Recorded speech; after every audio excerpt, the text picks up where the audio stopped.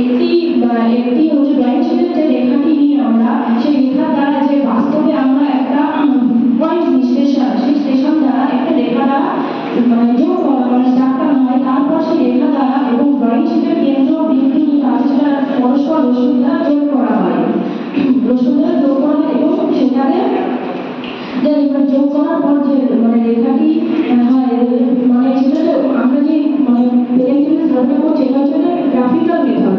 এটা কোনো ফেসবুকের প্রয়োজন হয় না এবং এর চারটে মেথড আছে, সেটা হচ্ছে রেডিয়েশন, ইন্টারসেকশন, ট্রাভার্সিং, রিসেকশন।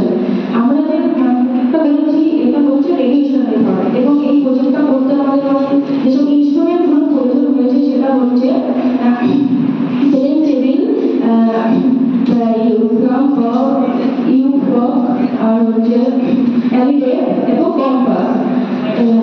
এটি আমরা বিল্ডিং এবং প্লেগ্রাউন্ড আর হচ্ছে রোড কনস্ট্রাকশনের কাজে আমরা ব্যবহার করে থাকি।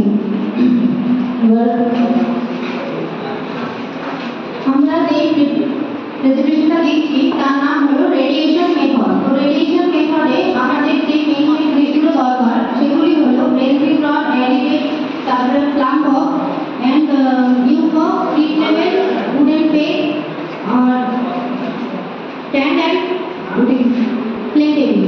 তো এখানে আমরা যে রেডিয়েশন মেথডটা করছি এটা মেইন একটি একক বিন্দু তার উপরে নির্ভর করে পুরো যে প্রিপারেশনটা নেওয়া হয়েছে সেটা রেডি হবে। তো ওই বিন্দুটা আমরা একটা সাপোজ একটা বিন্দু ধরে নিচ্ছি, তার নাম দেওয়া হচ্ছে আমাদের এখানে পি।